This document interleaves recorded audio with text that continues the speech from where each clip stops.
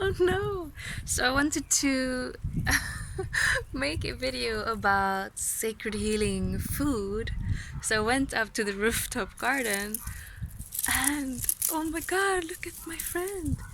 Look at the leaves. What happened? It was really, really, really windy yesterday and very cold this night, but oh my god. This should be Costa del Sol in Spain. Um, yeah, it's like it has been frosts. Oh my god. Oh well, I will show.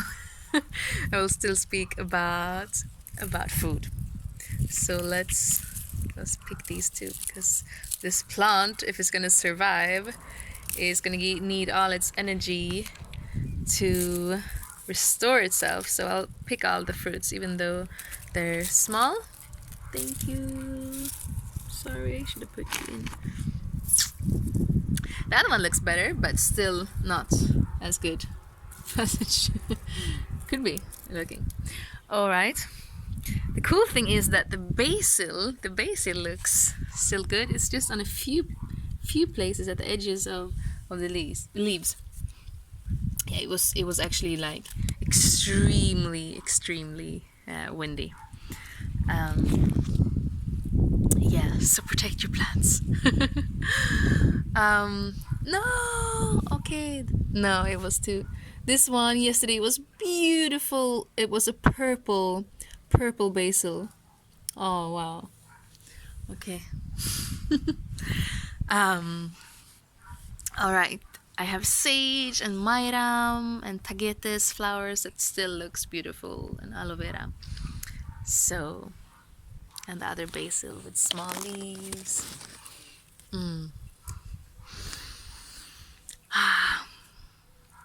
All right. So sacred healing food. So what is sacred about food? Well, it can be sacred if you make it sacred, if you believe it's sacred, if you treat it sacred. Yeah, let's make it sacred. So in yoga, there's many parts that is important. Like you have the physical asanas, and you have the pranayama, the breathing. You have the relaxation that gives you all the benefits from all the asanas that you did. And then you have meditation, of course, the obvious one, and positive thinking. And then also food. That's why you want to make it sacred, because it's an important part of yoga, important part of your life. Like how it affects your meditation, how it affects your well-being, your mental and emotional state throughout the day.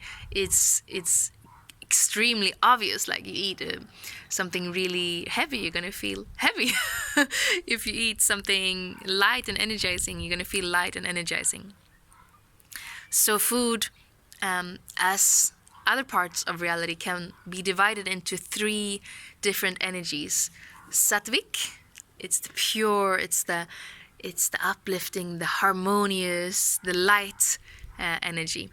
So that's sattvic.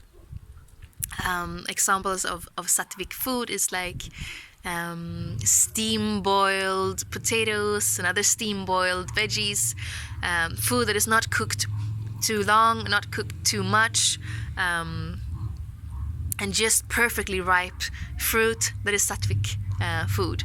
And the sattvic foods, they will help you to keep your energy levels up, to feel light and to feel harmonious, and to feel the creative forces to do all the things that you want to do during your day and life. And then you have the rajasic food. Rajasic food can be coffee and chilies, food that is, it makes you very passionate and like you want to run around and do. You're like really in doing and in motion. Sattvic food, it's hard for the mind to be still in meditation. When you eat a lot of chili, drink a lot of coffee and things like that, it's going to be harder to sit in meditation. So that's why it's not recommended to too much sattvic foods for your meditation practice. And as yoga, the most profound thing you can do in yoga is the meditation. So that's why it's so important what you eat. So try not to have too much chili on the food. Try to have another drink instead of coffee. Like we love to drink shaga and reishi. So on the stove there's always one pot. It never gets cleaned almost, because it's always shaga in there. And you just pour water up and you boil it. You pour water up and you boil it, and you can boil it like so many times and the water will still be like really dark from the shaga. And shaga has a lot of vitamins and other nutrients that is really good for us, and you feel energized from it without that extreme like caffeine energy. Like it's not rajasic in that way. Otherwise, mushroom is not part of a yogic diet. So it's not one of the foods that I want to recommend for the sacred healing food part of the site.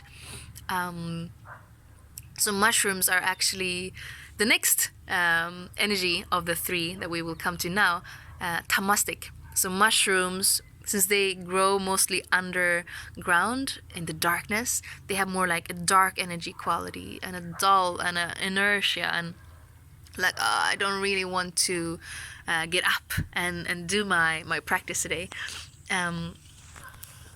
Mushrooms are, it makes your energy more heavy.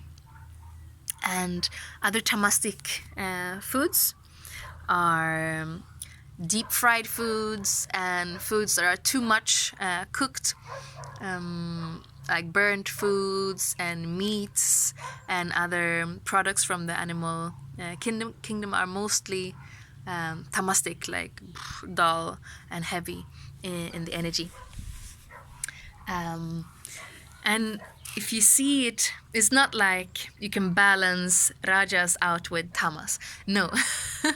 Like you can't become more balanced and harmonious if you eat like a steak with chili. It's like one tamastic and one rajasic food. It doesn't work like that. You can see it as a triangle. So on the top you have sattvic energy, like the pure, balanced and harmonious energy, and on the sides below you have the rajasic, the wind, the passion, the movement, and on the right side you have the dullness, the inertia, and the darkness. So to become more sattvic, you just eat more sattvic and do more sattvic actions. Yes, you can't balance them out. So I will make a little list for you with examples of sattvic and rajasic and tamastic foods, so you can get as much of the sattvic ones in your life as possible. And also how you consume the food. If you are in a very stressed feeling when you eat the food, it's going to become more rajasic, even if it's like super sattvic from the beginning. If you're not really present and eating your food and enjoying it slowly, it's going to affect the food's quality, so it becomes more rajasic, even if it's super sattvic when the chef left it to the table. So I highly suggest that you take a moment before you eat to just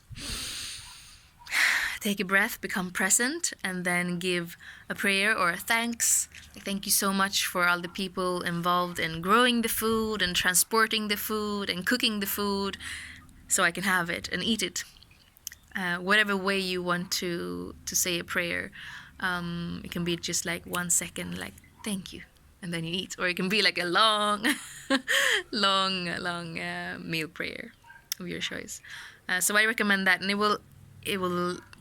will help. Like if you're eating on a restaurant, you don't know how the mood of the chef, like the chef was thinking some really nasty stuff when they was cooking. You can feel the energy in the food if the chef was in a joyous, harmonious state when cooking, or not.